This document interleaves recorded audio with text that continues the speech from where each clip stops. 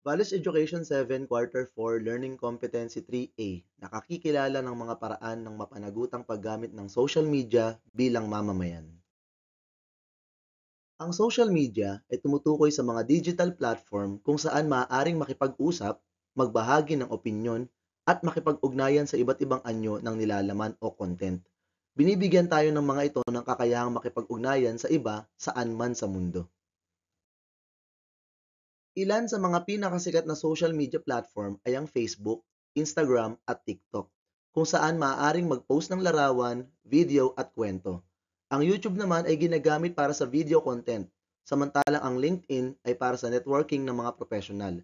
Bawat platform ay may kanya-kanyang gamit at layunin. Narito ang top social media platform noong 2024 kung ang pag-uusapan ay ang monthly average users nito. Nangunguna ang Meta o kilala bilang Facebook na may 3.65 billion monthly users. Sinundan ito ng WhatsApp, isang messaging app na may 2.78 billion monthly users. Pangatlo ang pinakamalaking video sharing platform sa mundo na YouTube. Pang-apat ay ang Instagram na may 2.04 billion monthly users. Panglima ay ang napaka-popular na TikTok. Pang-anim ang multifunctional app na WeChat na may 1.34 billion monthly users. Kasunod din sa listahan ay ang Telegram, Snapchat, ang Chinese rival ng TikTok na Kuaishou, at pang-sampu ay ang X o kilala bilang Twitter. Ang social media ay bahagi na ng pang-araw-araw nating buhay. Marami tayong nakukuwang benepisyo sa mga ito. Isa sa pinakamalaking benepisyo ng social media ay ang mas madaling pakikipag-ugnayan sa pamilya at kaibigan. Noon, kailangan pa ng sulat o tawag sa telepono upang makausap ang mga mahal natin sa buhay. Ngayon, sa isang pindot lang sa Facebook, Messenger o Instagram, pwede tayong mag-chat o mag-video call kahit gaano pa sila kalayo. Halimbawa, nasa ibang bansa ang nanay ni Ana. Dahil sa social media, nakakapanood siya ng video updates mula sa kanyang nanay at pwede silang mag-usap araw-araw. Malaking bagay ito para mapanatili ang kanilang malapit na relasyon kahit hindi sila magkasama. Marami ring mga mag-aaral ang gumagamit ng social media upang matuto ng bagong kaalaman. May mga educational pages sa Facebook, tutorial videos sa YouTube, at group chats kung saan maaari magtulungan ang mga magkakaklase sa pagsagot ng takdang aralin. Halimbawa, si Miguel ay nahihirapan sa math, pero dahil sa TikTok videos ng isang guro na nagpapaliwanag ng mga equation sa simpleng paraan, mas naiintindihan niya ang leksyon. Sa social media, maaari nating matuklasan at palawakin ang ating mga interes. Halimbawa, kung mahilig ka sa arts, music, gaming o sports, may mga grupo at community na pwedeng salihan para matuto ng bago at makahanap ng mga taong kapareho ng interes. Halimbawa, si Carlo ay mahilig sa pagguhit. Nakakita siya ng isang online art group kung saan may mga artist na nagbibigay ng tips kung paano gumanda ang kanyang drawing. Dahil dito, mas gumaling siya sa kanyang talento. Dahil sa social media, mas madali nating maipakita ang ating mga talento at kakayahan. Maraming kabataan ang natutong mag-edit ng videos, gumawa ng digital art, o sumulat ng blog. Ang ilan pa nga ay nakilala sa paggawa ng creative content. Halimbawa, si Jessa ay mahilig sa photography. Ipinopost niya ang kanyang mga litrato sa Instagram at dahil dito, napansin siya ng isang photography group at nabigyan ng oportunidad na sumali sa isang exhibit.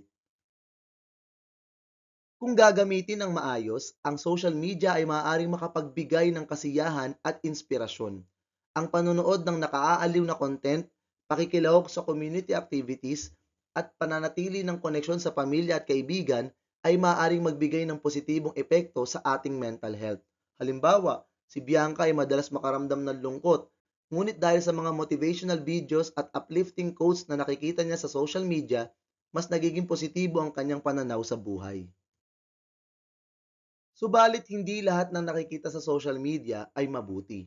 May mga pagkakataon na maaaring malantad tayo sa marahas, mapanirang puri o hindi angkop na mga imahe at komento na maaaring makaapekto sa ating isipan. Halimbawa, si Kevin ay naghahanap lamang ng memes sa social media, ngunit bigla siyang may nakitang post tungkol sa isang aksidente. Dahil dito, nagkaroon siya ng takot at hindi niya malimutan ang kanyang nakita.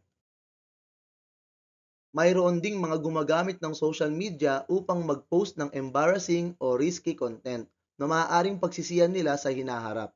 Minsan, may mga nagbabahagi ng personal na impormasyon sa hindi nila kilala na maaaring pagmulan ng panloloko o pang-aabuso. Halimbawa, si Julia, nag-post ng kanyang litrato na may nakikitang personal na impormasyon tulad ng address at phone number. Maya-maya, may hindi niya kilalang tao ang nagme-message sa kanya at hinihingan siya ng pera. Ang pang-aapi o paninira gamit ang social media ay tinatawag na cyberbullying. Minsan may mga tao na gumagamit ng social media upang manakot, manginsulto o ipahiya ang iba. Halimbawa, si Marco ay kinukuha ng litrato ng kanyang kaklase nang hindi niya alam at ito ay nilalagay sa isang group chat na may masasakit na komento. Dahil dito, nawalan siya ng kumpiyansa sa sarili. Kapag gumagamit tayo ng social media, may mga kumpanya na kumukuha ng ating impormasyon upang ipakita ang mga ads na maaaring makaapekto sa ating desisyon sa pagbili. Bukod dito, may panganib din na manakaw ang ating personal na impormasyon. Halimbawa, si Ana ay nag-click sa isang advertisement tungkol sa sapatos. Makalipas ang ilang araw, napansin niyang sunod-sunod na ang lumalabas na ads ng iba't ibang brand ng sapatos sa kanyang social media feed. Bukod sa targeted advertising, may panganib din na manakaw ang ating personal na impormasyon sa pamamagitan ng hacking o pagbebenta ng ating data sa mga hindi natin kilalang kumpanya. Halimbawa, si Brian ay gumawa ng account sa isang bagong app. Hindi niya alam, ibinenta pala ng app na iyon ang kanyang email at phone number sa iba pang company. Kaya sunod-sunod siyang nakatanggap ng spam messages at scam calls. At maraming kabataan ang nakakaramdam ng pressure na laging maging online para mapanatili ang kanilang streaks o dumami ang kanilang followers. Ang labis na pag-aalala sa likes at comments ay maaaring magdulot ng stress o mababang self-esteem. Halimbawa, si Carla ay nag-upload ng selfie ngunit kakaunti lang ang nag-like. Dahil dito, nakaramdam siya ng lungkot at naisip niyang baka hindi siya maganda o hindi siya gusto ng iba. Ngayong napag-usapan na natin kung ano-ano ang mga benepisyo at panganib ng social media, talakayin naman natin kung paano natin ito gagamitin sa mapanagutang paraan. Limit your social media use. Iwasan ang labis na paggamit upang maiwasan ang stress at FOMO. Kapag palaging online, maaaring makaramdam ng fear of missing out o FOMO o takot na maiwan o mapag-iwanan sa mga trending na balita at usapan. Ito ay maaaring magdulot ng stress at anxiety, kaya mahalagang kontrolin ang paggamit ng social media. Pangalawa, huwag gumamit ng social media bago matulog. Ang paggamit ng cellphone bago matulog ay maaaring makasira sa kalidad ng pahinga dahil sa liwanag ng screen at patuloy na notifications. Mas mabuting magtakda ng no phone time sa gabi upang magkaroon ng mahimbing na tulog. Pangatlo, magtakda ng digital detox o break mula sa social media. Maglaan ng oras kung kailan hindi gagamit ng social media tulad ng isang buong araw sa isang linggo o ilang oras sa araw-araw. Makakatulong ito upang mas bigyang pansin ang tunay na koneksyon sa pamilya at kaibigan. At gumamit ng apps para limitahan ang oras sa social media. May mga app na maaaring makatulong sa pagtatakda ng oras para sa social media, tulad ng pag-block sa paggamit nito matapos ang itinakdang limitasyon. Sa ganitong paraan, mas madaling makontrol ang sobrang paggamit ng social media. Isa pang paraan ng mapanagutang paggamit ng social media ay ang pagprotekta sa iyong privacy. Paano mo gagawin ito? Una, i-review ang privacy settings ng iyong account. Sa social media, tayo ang may kontrol kung sino ang makakakita ng ating mga post, larawan, o impormasyon. Siguraduhing maayos ang iyong privacy settings upang maprotektahan ang personal na impormasyon mula sa mga hindi kakilala. Huwag basta tanggapin ang mga friend request mula sa ibang tao at tiyaking ligtas ang iyong account sa pamamagitan ng paggamit ng strong passwords at two-factor authentication. Pangalawa, mag-ingat sa pagbabahagi ng impormasyon. Dapat nating tandaan na hindi lahat ng impormasyon ay dapat ibahagi sa social media. Ang sobrang pagbabahagi ng personal na detalye tulad ng buong pangalan, address, phone number, o real-time na lokasyon ay maaaring magdulot ng panganib tulad ng identity theft, stalking, o iba pang cyber threats. Maging maingat sa pagpo-post ng impormasyon tungkol sa iyong sarili, lalo na kung ito ay maaaring gamitin ng ibang tao sa maling paraan. Pangatlo, isipin ang pangmatagalang epekto. Ang anumang ating ipopost online ay maaaring manatili magpakailanman kahit pa burahin na natin ito. Maaaring may mga taong naka-screenshot na nito o isinare na ito bago pa natin matanggal. Kaya't mahalagang mag-isip muna bago mag-post, lalo na kung ito ay sensitibong impormasyon o mga bagay na maaaring makaapekto sa ating reputasyon sa hinaharap. At huwag agad magtiwala sa online connections. Dapat tayong maging maingat sa pakikipag-usap sa mga hindi natin lubos na kakilala online. Huwag basta makipagkita sa mga nakakilala lamang natin sa social media nang walang sapat na pag-iingat. Kung sakaling may hindi kaaya-ayang interaksyon, tandaan na maaari mong i-block, i-unfriend o i-report ang taong nagbibigay ng discomfort o pananakot sa iyo. Be cautious on posting or leaving comments. Paano natin gagawin ito? Una, gawin ang billboard test.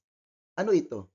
Para malaman mo kung okay lang bang i-post, i-komento o sabihin ang isang bagay, gawin mo muna ang billboard test. Imaginein mo na ang larawan o salitang iyong ipopost, sasabihin o ikokomento ay i-display sa isang napakalaking billboard sa pampublikong lugar na maaaring makita ng iyong mga magulang, kaibigan, guro, at kahit ng mga hindi nakakakilala sa iyo. Kung ang larawan, video o mga salitang ito ay magdudulot sa iyo na makaramdam ng pagkapahiya o pagsisisi kapag nakita ito ng ibang tao, mas mabuting wag mo na ituloy. Pangalawa, kung hindi mo ito kayang sabihin ng harapan, huwag mong i-post sa social media. Tandaan, kung hindi mo ito masasabi ng direkta sa isang tao ng harapan, hindi rin ito dapat i-post online. Minsan, nagiging matapang ang mga tao sa social media dahil hindi nila kaharap ang kausap. Pero ang epekto ng masasakit na salita ay nananatili. Pangatlo, maging magalang at maingat sa mga komento. Mahalagang panatilihin ang respeto sa bawat interaksyon sa social media. Ang mapanirang komento, hate speech, o pananakot ay maaaring magdulot ng matinding epekto sa iba at maaari ring magkaroon ng legal na pananagutan. At pang-apat, ikalat lang ang pagmamahal, hindi ang galit. O sabi nga, spread love, not hate. Gamitin ang social media upang magbahagi ng positibong pananaw at kabutihan. Ang simpleng mabuting salita ay maaaring makapagpasaya sa iba, samantalang ang negatibong salita ay maaaring makasakit. At isa pang paraan ng mapanagutang paggamit ng social media ay ang manatiling ligtas. Paano gagawin ito? I-block at i-report ang mga taong nanghaharas o nagbibigay ng discomfort sa iyo. Kung mayroong taong nagpapadala ng hindi kaaya-ayang mensahe, nananakot, o nagpapadala ng hindi angkop na content, huwag matakot na mag-block o mag-report. Ang social media platforms ay mayroong reporting features upang matulungan kang mapanatiling ligtas ang iyong account. Pangalawa, huwag basta mag-click ng pop-ups o kahina-hinalang links. Maraming hackers at scammers ang gumagamit ng peking links upang makuha ang iyong impormasyon. Huwag basta-basta mag-click ng pop-up ads o links mula sa hindi kilalang sources. Kung may natanggap kang kahina-hinalang link, mas mabuting huwag itong buksan at i-report ito kung kinakailangan. Pangatlo, tanggapin lamang ang friend requests mula sa mga taong personal mong kakilala. Bagamat maaaring maging exciting ang makipagkaibigan sa maraming tao online, dapat tayong maging maingat sa kung sino ang ating tinatanggap bilang kaibigan sa social media. Maraming peking accounts ang ginagamit para sa panloloko o iba pang hindi magandang layunin. At makipag-usap sa nakatatanda kung may makitang disturbing content online. Kung may nakita kang nakababahalang content sa social media tulad ng cyberbullying, graphics na imahe, o anumang nakakaapekto sa iyong damdamin, huwag mahiyang lumapit sa magulang, guro, o nakatatanda upang humingi ng gabay. Mahalagang may mapagkakatiwala ang taong makakausap tungkol dito. Tandaan natin ang apat na mahalagang prinsipyo sa responsableng paggamit ng social media. Una, limitahan ang paggamit nito upang maiwasan ang stress at magkaroon ng balanseng pamumuhay. Pangalawa, protektahan ang ating privacy sa pamamagitan ng maingat na pagbabahagi ng personal na impormasyon. Pangatlo, maging maingat sa ating mga post at komento. Laging isipin kung ang ating sasabihin ay makakabuti o makakasama sa iba. At panghuli, siguraduhin ang ating kaligtasan sa pamamagitan ng pag-iwas sa kahina-hinalang aktibidad at pakikipag-ugnayan lamang sa mga taong tunay nating kilala. Sa pamamagitan ng mga prinsipyong ito, mas magiging mapanagutan tayong mamamayan sa digital world. Laging tandaan ang kasabihang think before you click. Bawat post, komento at larawan na ating ibinabahagi sa social media ay may epekto sa atin, sa iba at sa hinaharap. Bago mag-click, mag-isip muna, ito ba ay totoo? Nakakabuti ba ito? May paggalang ba ito sa iba? Sa pamamagitan ng masusing pag-iisip bago mag-share, nagiging mas responsable tayo sa ating digital na pagkilos at mas nakakatulong tayo sa pagbuo ng isang mas ligtas at positibong online world. At hanggang dyan lamang po ang ating aralin sa araw na ito. Sana po ay may natutuhan kayo. Salamat po sa panonood at pakikinig. Paalam!